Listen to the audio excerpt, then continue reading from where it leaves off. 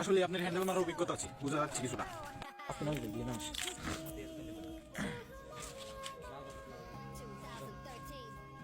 ওই মিডিয়াটা একাত দিই, ওই মিডিয়া দিই, ওই মিডিয়া আস্তে আস্তে নামবে, আস্তে আস্তে করি আমি, এমনি আমি ভয় পাই। আমি যে নাম বলে গেলে সেই টেনশনই আছে।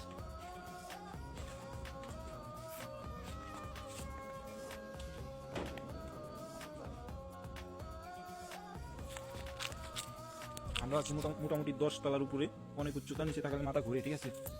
আমি কি বলবো, অনেক কষ্টের মধ্যে আছি। আপনারা কেউ যদি জানেন তাহলে ফায়ার সার্ভিসকে এখানে পাঠাই দিবেন, এই যে আগুন লাগছে, ঠিক আছে। আমরা খুব টেনশনের মধ্যে আছি, এখন যে কী করবো বুঝে উঠতে পারতেছি না, ঠিক আছে। Please help me. এই দেখেন আমাকে দেখে কেমন লাগতেছে, অনেক টেনশন আছে, ঠিক আছে। Guys please help me. আপনারা যারা ভিডিওটা দেখতেছেন তারা অবশ্যই অনেক শেয়ার করে দেবেন, যাতে নাকি এখানে অনেক দ্রুত ফায়ার সার্ভিস চলে আসতে পারে, ঠিক আছে। আর এখানে বক্সের কারণে অনেক সাউন্ড সিস্টেম হচ্ছে, যার কারণে আমি খুব কষ্টের মধ্যে পড়ে ভিডিওটা বানাচ্ছি।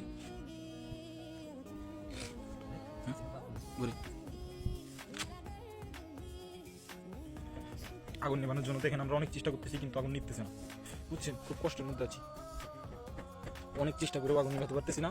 তাই অবশ্যই ফায়ার সার্ভিস লাগবে। ফায়ার সার্ভিস আলাদা একটা গ্যাসের বোতল আনতে বললেন, যাতে নাকি আমাদের একটু উপকার হয়, ঠিক আছে।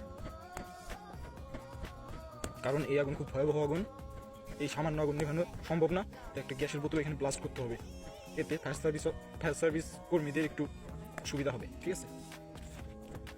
মোটামুটি আগুনটা ভালো পর্যায়েই চলে গেছে, শুধু এই ইটগুলোর উপর একটা গ্যাস সিলিন্ডার বসাই দেওয়া বাকি, ঠিক আছে। আমরা অ্যারেঞ্জমেন্ট করতেছি, সর্বোচ্চ চেষ্টা করতেছি। আর অলরেডি আমাদের এই শীতের মধ্যে গরম ছুটে গেছে। দেখেন আমার অবস্থা কি এখন, এত কষ্ট করে তারপর ভিডিও বানাচ্ছি, এটা হচ্ছে আপনাদের সৌভাগ্য, কারণ আপনারা দেখতে পাচ্ছেন আসলেই। তো এই আগুনের মধ্যে এই মানুষের মাংসগুলা সুন্দর করে ভাজবো আমরা, ঠিক আছে।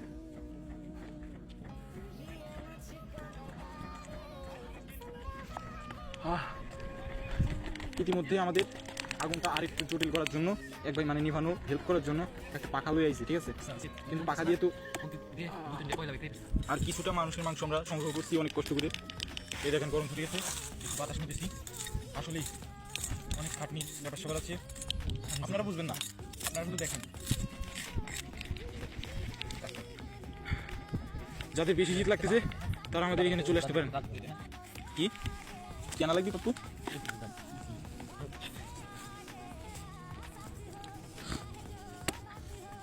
আসলে আপনার হ্যান্ডেল মারার অভিজ্ঞতা আছে, বোঝা যাচ্ছে কিছুটা।